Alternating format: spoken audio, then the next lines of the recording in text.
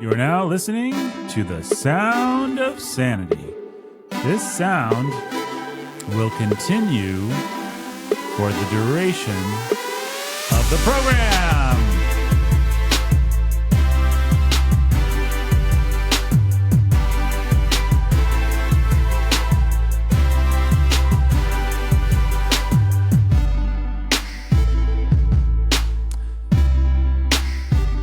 Folks, I hit the full opening button instead of the opening theme button. So you are getting a full rendition of our sound effect thing now, or of our opening theme. I bet Benjamin... Kind of awesome. Yeah, no, it's a great Good theme. stuff. Bum, bum, bum, bum. We're not filling time. Just spilling rhymes. Got lots of dimes. Working the mines. That's Forgot- rhymes. That's because I forgot my lines. You just stole my line. You need some better lines. I'm a rapper.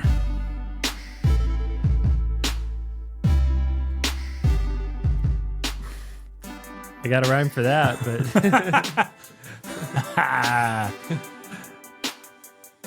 I could, take this music out now, but kind of liking it. I think people want the full theme today. yeah, they do. Believe me, folks, it's all downhill from here. No, this episode is going to be great.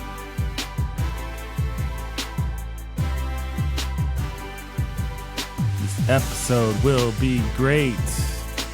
I would happily rate this episode 10 out of 10. So give me a rating form and then I'll fill it out with a pen. I went into a bridge I wasn't expecting. This is a cool bridge. Never get to hear this. Yeah. I feel like I'm traveling through a star field or something like that. And now I'm arriving like the savior of my people. Bringing that sanity to your house. Please don't listen This with is the way a that mouse. we end the show. When this show finally ends, it's just this theme all the way to the very end. Well, one day this show will end. One day the hearts of man will fail them. Today, we'll see. We'll find out. All right. Excellent use of time. Welcome to Sound of Sanity. I am Nathan. Just kidding. This is going to be a great show. Arguably the best show that we've ever done. We've got the captain right there. Captain Sulzer. This is a new one. The captain. Arr. I am, of course, the host, and we've got our greatest living theologian, Jake Menzel, in his house, y'all. Hey,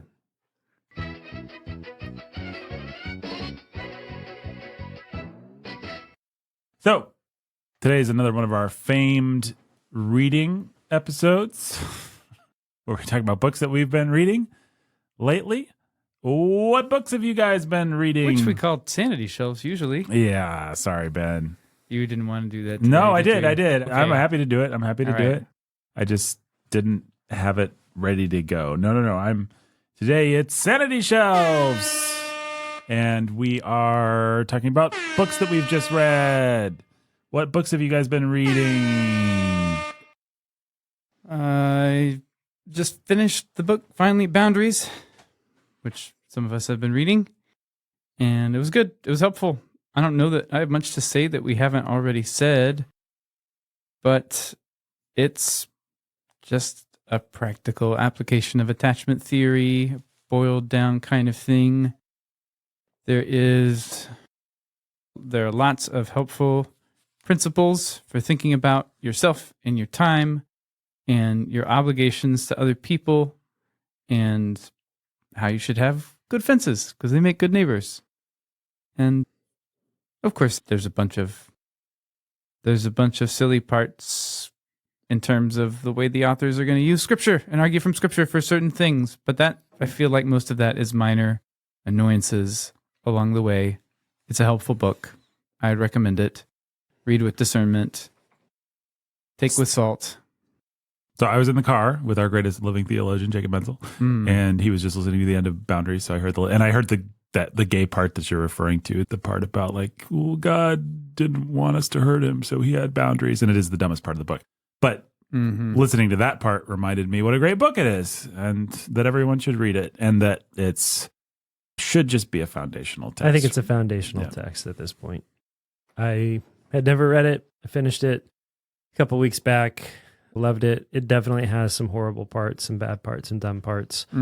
For example, just in terms of the practical outworking of his stuff. For example, he goes on a long riff about how stupid it is that his daughter's Christian school bans social media, and teenagers and middle school students should have social media accounts so that they learn how to have proper boundaries from the outset.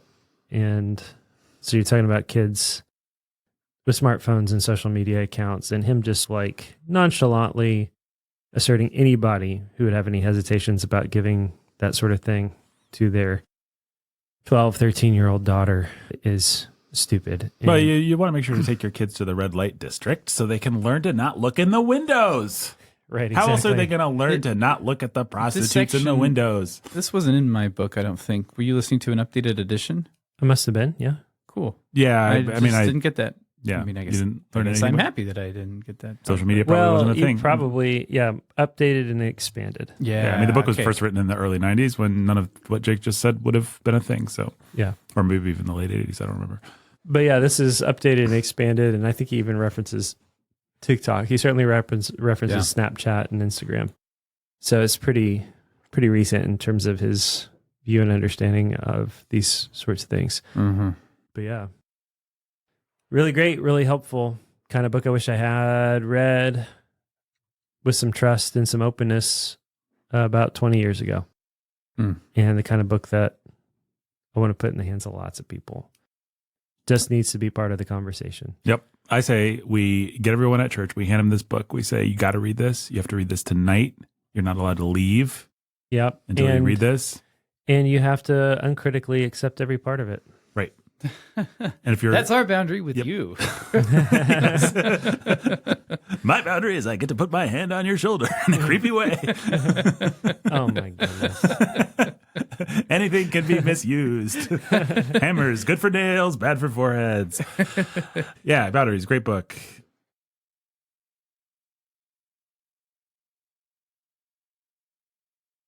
Yeah, Boundaries. Is there anything else that we should say about obvious misuses of this? I'm just trying to think of. I don't think that I've been in church cultures that have been influenced by this or have used any of the lingo of boundaries, really. So nothing's jumping out at me. There's plenty of obvious ways to misuse this stuff.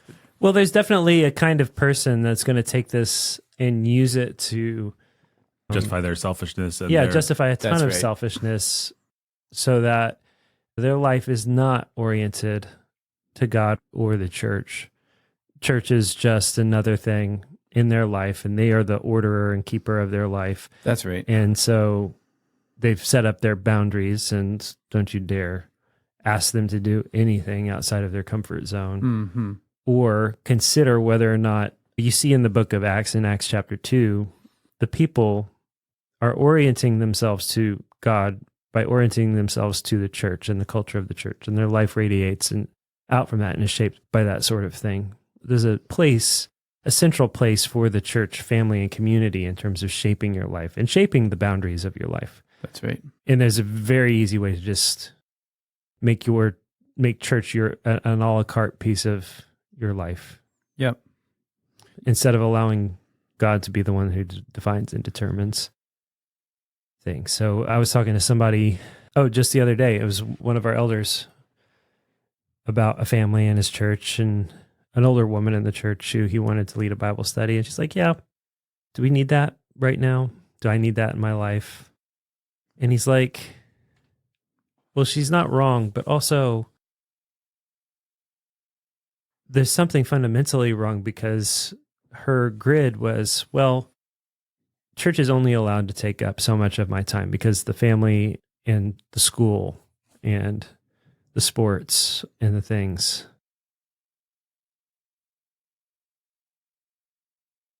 It's like, well, could you consider, I understand your time's important and everything like that, but can the church be a little bit more central in your life? Bit up further in the hierarchy in your life. Yeah, I feel like the school's the most important thing. And that sort of thing. Yeah. Well, one other thing, the boundaries doesn't have that exactly. I think they would have some plausible deniability, but it doesn't quite have that. And the other thing it doesn't have is it doesn't talk about God's glory. It doesn't talk about, hey, should be focused on this. Making God happy should be your focus. All your boundaries should be oriented to doing this. Now, again, they have some plausible deniability in the book, but that's not what they're driving you towards, really. So that's kind of a weakness, built-in lack of focus that you have to bring. I think it reminds me a lot of the current discussions happening in the manosphere about sexuality, where somebody discovers masculinity and suddenly everything is about being a man. And it's like, that's better than not being a man. But what's really good is when you have a good dad and you can just sort of naturally be a man, and then you can make little adjustments here and there as you go through life. Boundaries, wonderful thing to learn in your 30s, better than not learning it. But also, if it becomes the brush that you're suddenly going to paint the whole world with, including God, right? That's going to be a problem. But it's a great book. It is foundational. We've been talking a lot about mental health for whatever reason. I just did a sermon on psychology. I've been thinking a lot about those kinds of things, and I think Boundaries is a book that I personally would give to anyone, whatever their problem was. I'm an alcoholic. I was abused sexually. Whatever. It's like, start here. This is just some good foundation. Don't go crazy with it. But just if you can get this in your bones, then... Where do I begin? Where do other people end? And what's my personal responsibility to God and the people around me? Yeah. So just helpful. Basic. It's so helpful. And things that get twisted when you come from an unhealthy home environment or an unhealthy church environment. Yeah. Or both. Yeah. And so if you've grown up in a broken home, it's just all kinds of ways that we get screwed up in how we think about these things as kids because we just didn't have godly fathers and mothers. Yeah. Yeah. It's good to be able to rewrite that code in yourself. All right. What other books are we reading? Ben, you got it started. Is there anything else that you're reading? No, nothing I want to bring up. I want to keep it all hidden. Okay, well. Yeah, that's right. What kind of things does Ben read that he doesn't want to share on the podcast? We'll leave you to speculate, dear listener. Wow. Could have Ben's library of That's pulp. pretty intense. All right, fine, Nathan. I'll tell you one thing that I'm in the middle of reading. It's an old book you could find, listener, on the Internet Archive, or maybe it's Open Library, which is the same thing. It's like a function of the Internet Archive. If you ever go there, and it's called, I think it's out of print. It's called The Eschatology of Victory. That's right. It's a book about post-millennialism, but it's cool. It's really enjoyable. It's by Marcellus Kick, who was like the founding editor of Christianity Today. If I'm not mistaken, I didn't know anything about the guy. He's helpful. It's a book with a relatively narrow scope. The thing that is sticking out most in my mind about it so far, and I'm not done, when I say narrow scope, what I mean is we're going to talk about one chapter of Matthew and 2 chapters of Revelation. And the whole book is that, which is nice in some ways. So he's just going to focus on exegesis. I don't think he gets everything right, but he's good. And the most sort of helpful connection that he helped me draw, and I know that I'd heard this before, but it did not stick, was that I'm not even going to get the chapter right, in Revelation 20, I think, where it's talking about the 2 resurrections. The first resurrection from the dead. It's going to be like, well, Scripture talks about regeneration in terms of resurrection everywhere. You can find it in John 5. You could find it in Ephesians 2. When people come to Jesus, they are raised from the dead, spiritually speaking. It's all over Scripture. This seems to be a pretty clear connection. This is the first resurrection. We are using symbolic and figurative language.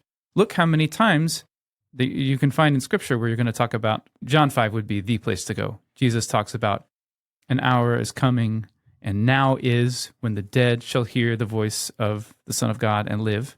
And he's clearly talking about, right now, you can come alive in me.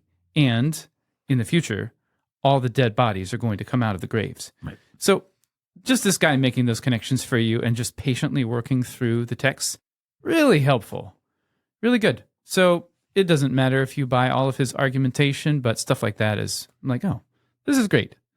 Even if this is really obvious, I didn't make these connections like that. That's great. So I recommend it. It's not a very long book. He's a good writer. Never heard of the guy before. It seems like he's actually a significant guy in terms of American evangelical history. Christianity today is something that this really solid, Bible-believing, Reformed guy helped start that became what it is now, which is something absolutely untrustworthy. That's interesting. I'm sure there's more to his story. I might learn a little more about him now that I've been reading this book. There you go. Title and author again, please. An Eschatology of Victory by J. Marcellus Kik. Kik is K-I-K. I don't know what is that Dutch or something? I'm not really sure. I don't even know if you pronounce it Kik or Kitch or something. There you go. Yeah. J. Marcellus Kik. Yeah.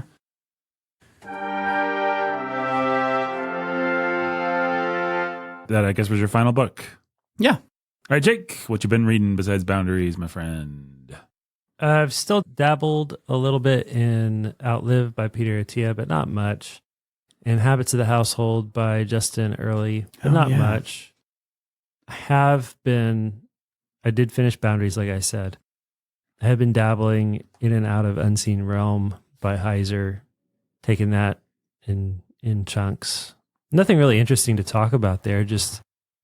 Maybe the interesting thing to talk about is that I think that's why I decided, while we're breaking from the bookending, to reread Till We Have Faces. Yeah. So we know Heiser's had at least one bad influence on one person. Yeah. So I just finished part 1 of Till We Have Faces last night, which is good. The part 1's great. Part 1's great. Don't have any problem with part 1. But part 2 starts tonight, and so that's when it goes off the rails. C.S. Lewis, he likes pagans. No one can bear to hear this, but he does. He's a weirdo. Sorry if you didn't know. That's pretty much it, yeah. But it is fun to read Lewis. Lewis is reading through through the lens of ancient mythology and through medieval, I think just a medieval worldview, right? That's the way he approaches things like this, the spiritual realm, which was part of what was interesting about this to me. Even just little things as you go through it, that Heiser's going to say things like, well, the mighty men of old are the Nephilim, or the descendants of the Watchers, the fallen angels, and the daughters of men. Not the Sethite view of that Genesis 6 passage, right? An Enochian view. And so they're going to have the blood of the gods in them, and there's going to be all that stuff that corresponds to Graham Hancock and the ancient advanced civilization that built the pyramids and built these global centers of worship to themselves, ruled by the children of the gods, with the blood of the gods in their veins, and demanding their pagan ancient sacrifices and human sacrifices, things like that. They all get wiped out. And then you have the people who come and inherit the pyramids and have a cultural memory of the divine or quasi-divine beings who inhabited them or who ruled there. And so all the kings claiming divine blood or being children of the gods or a separate race or part of that heritage, basically more or less claiming Nephilim status. This is going to be Heiser's view. And so you go and you read Lewis, who is not thinking maybe in the same terms as Heiser, but one of the things that's going to come up over and over and over again are the daughters of kings having the blood of the gods and divine or quasi-divine status, and therefore being more fit for Psyche to mate with Cupid or whatever, and then become a goddess or whatever through that, all that sort of thing. Anyhow, it's just fascinating. So Lewis picked up on those pagan myth threads that Heiser's going to maybe legitimate, and Lewis is just going to use them for his... Yeah, because he's just reading them in all kinds of other places, right? Right. But he's picked up on all of them. Yeah. And so it's really just sort of fascinating in that respect. Well, and to him, they're part of the... Sorry, how do I not say this pretentiously? I want to say something pretentious, so I'm going to say it. They're part of the symbolic architecture of the world, right? Right. And I mean, Lewis, what you end up discovering is that Lewis's Christianity is just very Jungian. And that's the kind of thing that we talk about. He believes in pagan spirituality. He believes in the old gods. And that Christianity is the one true myth. And that way of framing it is just, yeah. Has a lot of bad consequences. Can't go there with you guys. I think he's great. I think he believes in a little lion that I like to call Aslan. And Aslan's a great guy. And he's not a tame lion. That's what I like to say. C.S. Lewis? Practically perfect in every way. Practically? How dare you? Perfect. A perfect man. Could have stood to lose a little weight. Chubby. Maybe the C stood for chubby. Outside of that, I just started. Ben's trying not to laugh. Jake's moving us along. And it's good. It's good. Yeah. I love C.S. Lewis. Yay. I love Narnia. I really do. Yeah. Go listen to Nathan's Narnia takes. They're good. I defy you to find more interesting. You know what? If you look for Narnia takes, you'll find, great. I read it when I was a kid. It's great. Okay, cool. Yeah. So I feel the same way. I like Narnia, but let's interrogate the text, people. Let's interrogate the text. You really should. C.S. Lewis would want us to. Yeah, you should go listen to our takes, the bookending takes on Lewis. Start in Narnia, but then listen to the take on Till We Have Faces. And I think it may just be the closest thing to a proper, accurate, respectful. Yeah, we actually do like C.S. Lewis. If I sound embattled, it's I think we actually take him seriously enough to accept his terms and not try to whitewash them or baptize them. And I think there's even in that rejection of a lot of his actual worldview, there's more respect for him as a man and as a philosopher and as a writer than a lot of guys who are out there whitewashing everything. Yeah, just to be very clear, because now I've been passive aggressive and bared my teeth a little bit. Maybe some people don't understand the context. I do actually love C.S. Lewis. I actually love most of his works. I think Till We Have Faces is extremely problematic for reasons that you can listen to on the Bookending podcast, us discuss at length. But I love C.S. Lewis. I especially love his nonfiction. Everybody knows this now, but it used to be the world's best kept secret that the Abolition of Man was his best work. And now everybody knows that because we're living it. But the Abolition of Man is just an amazingly prophetic, and it just explains the entire world. And I love C.S. Lewis. I think C.S. And then he fictionalized it for your kids in a little book called That Hideous Strength. And it's also great in its own right.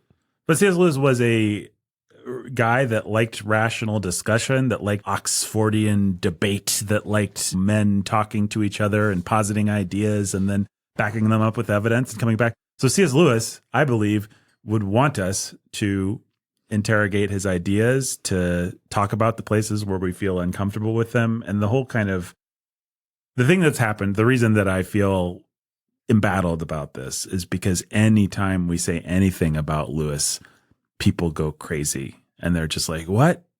And I think they don't hear us making a point, whatever point we're making. What they hear is, you just kicked over the wardrobe from my childhood. And I do not mean to kick over the wardrobe. And now it's become a cycle because I get aggressive like I just did. And so I am actually trying to kick over the wardrobe, which isn't doing anyone good, any good. But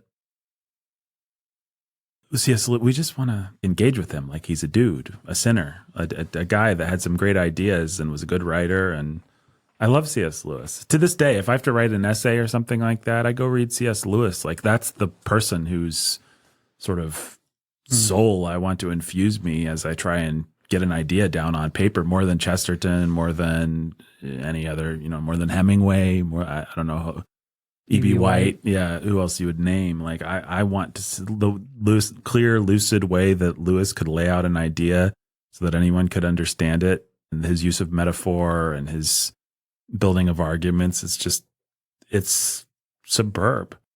So anyway.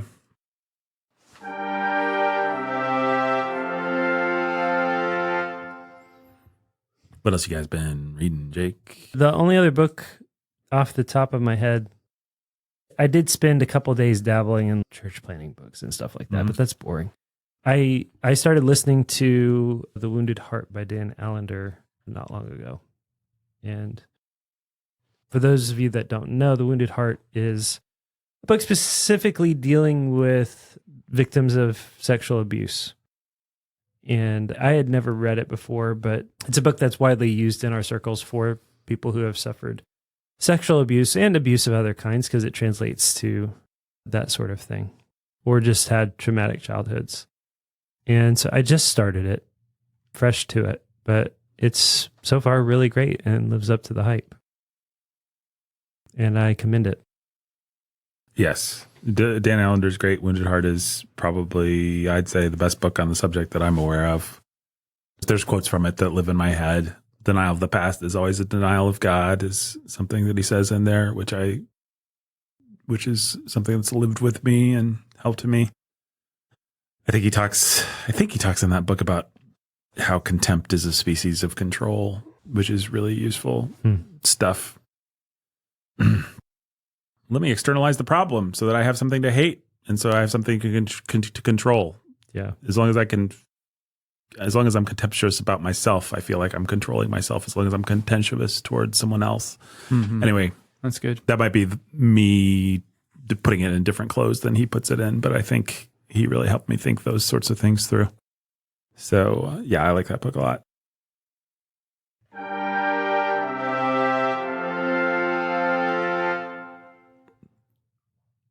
That's it? That's all you're reading? Yeah, I dabble in some other things here and there.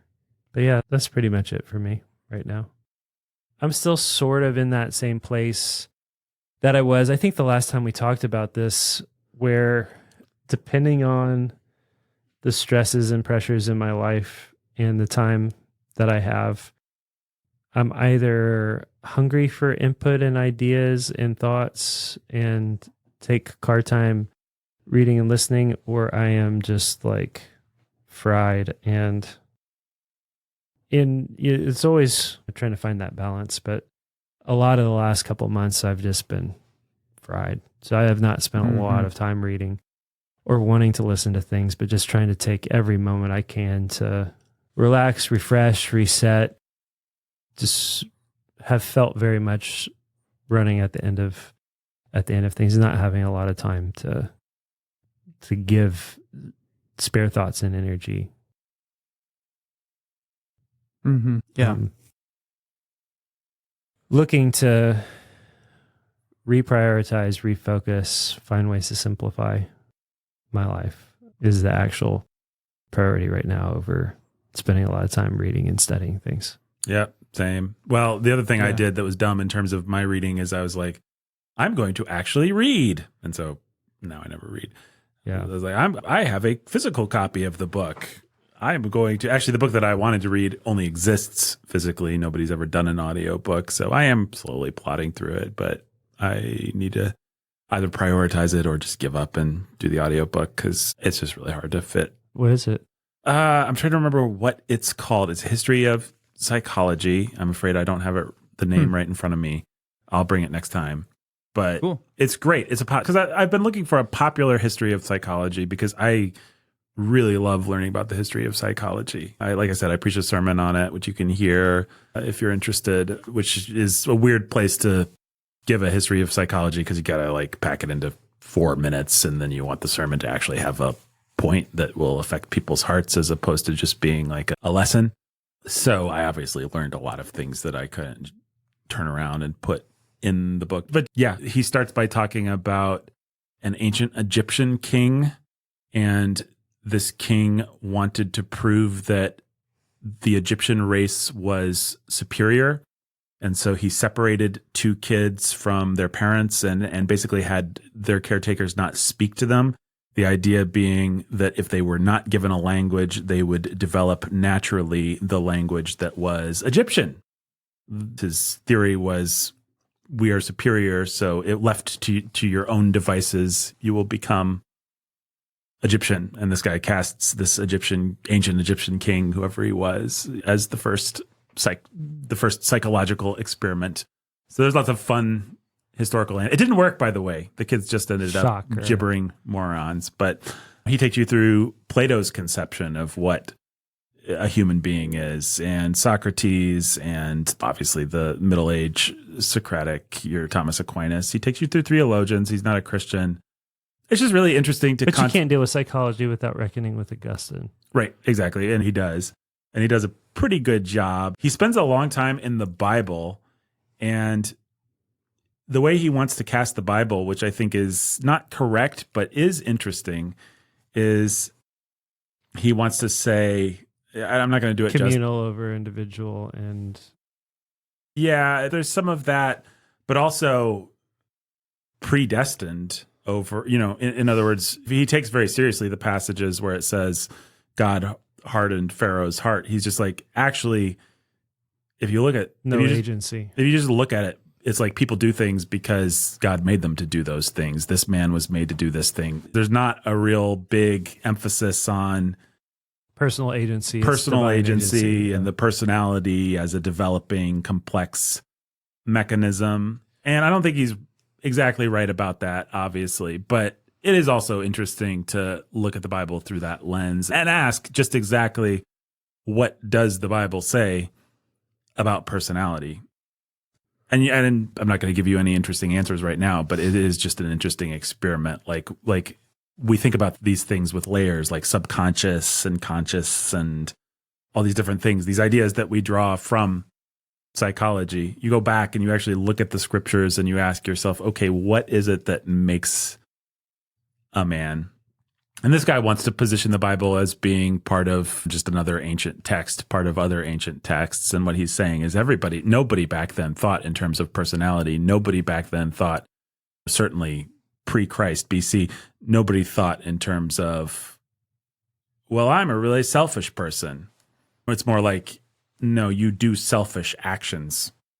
He's like, you read Homer and you don't actually see, we think we see people with personalities, but what we see is people that do things. It's like Odysseus does another thing, as opposed to Odysseus is this kind of a guy, and so therefore, which is interesting. I mean, we'd all probably agree, we'd all say we've read Homer and Odysseus is crafty. That's his character trait. He's crafty.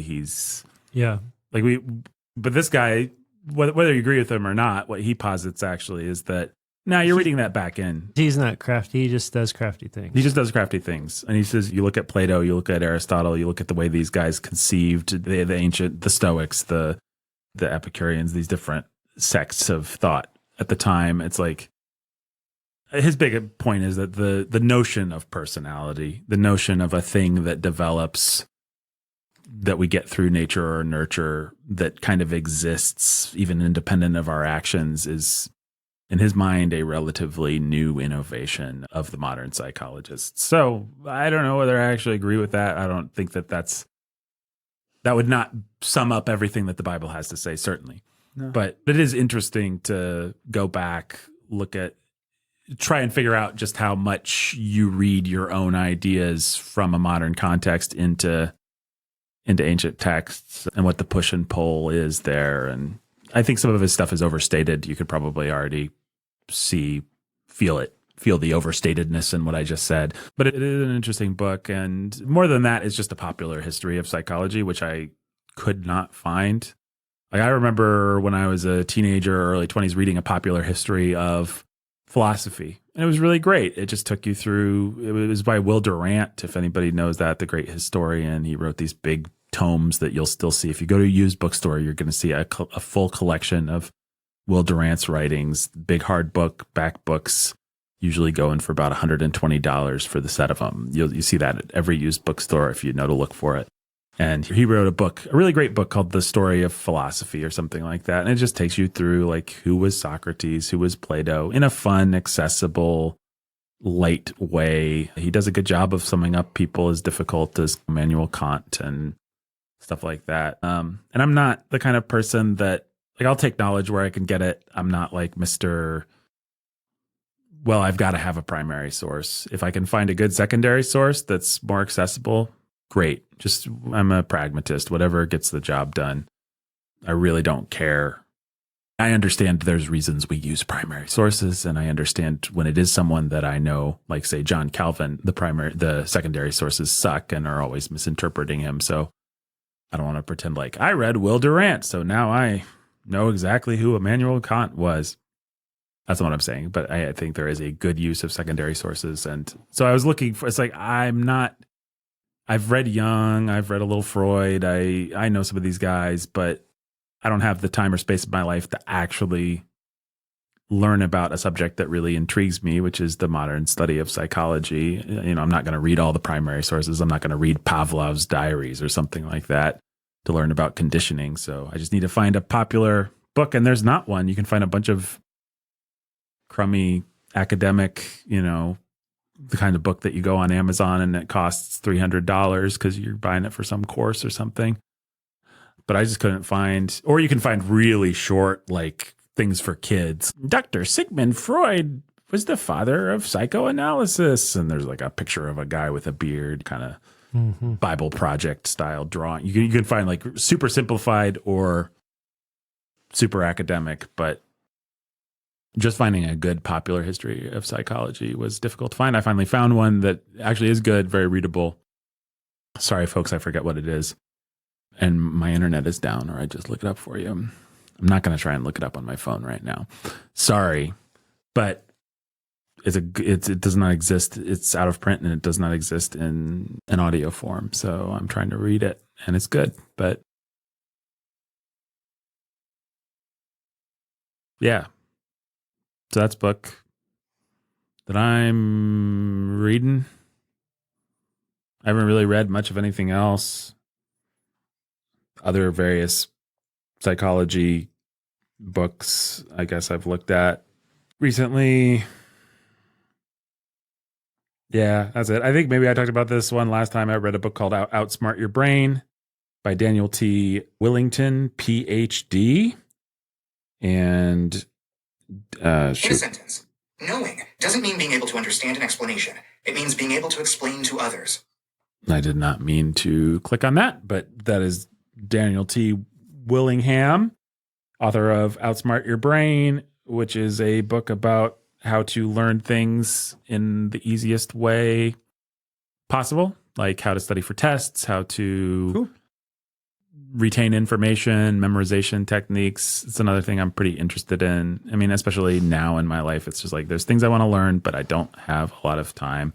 So what are the hacks? And this guy just gathers them all up, and it's nothing that you probably haven't mostly thought of before. Actually paying attention while someone's talking and taking good notes is you're halfway to retention. But he has things like, he talks about the science behind different learning styles and how it's all crap. He's like, there's no such thing as an auditory learner, a visual learner. They've done test after test after test. They can't find anyone. People will say that they're a thing, but it never actually corresponds to their ability to retain information. Like it's bunk. So there's interesting stuff like that. But that's a book I read. Not much to say about it. If you want a book, like if you're a student, highly recommend this book. A great book for how to take notes and how to take tests and how to remember things and how to study, is it better to cram or is it better to study 15 minutes a day? Stuff like that. 15 minutes a day. That's right, Jake. Well, actually, no, he is more nuanced on that. He's like, sometimes it's better to cram if you don't care about ever having the information. For long-term retention, if you don't care about long-term retention, but if you do. So this is the issue they run into with how they structure medical school. It's all built around these long, intensive modules. and it doesn't periodize any of the training. And every form of periodization requires its own set of recall, and it doesn't feel as satisfying. But every act of recall, even in shorter periodization, you don't feel like you're learning and retaining as much, but you do end up learning and retaining more over the long haul. And that applies to almost every aspect of memory and learning, even skill development and things. Practicing an instrument, better to practice your piece in chunks and break it up than spend 4 hours at a time. Even little things like ways to tweak your brain about that sort of thing. They took people and had them throw a ping pong ball in a bucket, like on that Bozo the Clown show. And they had people throw the ping pong ball in the bucket at 10 feet. And the test was going to be at 10 feet. They had one set of people throw it at 10 feet consistently. And then another set of people throw it at 12 feet and 8 feet, but never at 10. And the ones who threw it at 12 feet and 8 feet and never at 10 ended up doing better at 10 after a period of. And again, that's just like all the plasticity involved in developing your brain, your memory, your functional memory, your motor memory, everything like that. Yeah, I mean, this guy's big analogy that he starts with is it's exactly like working out. Would you rather walk out of the gym feeling like you had a great workout, or would you rather be strong and look good, or whatever it is you're actually after? And he's just like, they're not always the same things. Sometimes you go to the gym and you feel like you accomplished nothing, but you do that 50 times and then you've accomplished everything. And he's one of the biggest mistakes that beginners make in the gym is feeling like they have to come out depleted and sore and overworking themselves to the point they can't recover. Yeah, exactly. And he uses that exact analogy. He's just like, people always, when they study, want to get done with their brain exhausted, feeling like, I studied. And that is not often counterproductive. Totally counterproductive. There's a lot of interesting little tidbits. The other thing he talks about, which I have immediately found has yielded results in my own life, is he says, for whatever reason, the way we're hardwired, the way God made us, saying things out loud. And so you don't, if you're memorizing something, or if you're trying to recall something, if you're working on your recall, trying to bring something up, say it out loud, much more effective than saying it in your mind for whatever reason. But they've done test after test, and it's just simply true. That's how it works. The other most useful thing I got out of it was the active recall, even when it doesn't get you to the right place, is useful in making your memory work. In other words, if I have a flashcards and I haven't looked at them for 30 days, and then I pull up a flashcard and I cannot come up with the answer, I should sit there and try and come up with the answer. And even if I never come up with the right answer, simply the act of reaching out and trying to grab it and failing, and then turning the card over and looking at what it was, I will strengthen that memory much better than if I had simply been like, oh, I don't know this. There's just a lot of stuff like that. He's just one of those guys that takes bunches of science and popularizes it and has fun kind of TED Talky analogies and stuff. So that sounds like the kind of book that would be useful to you. I recommend it.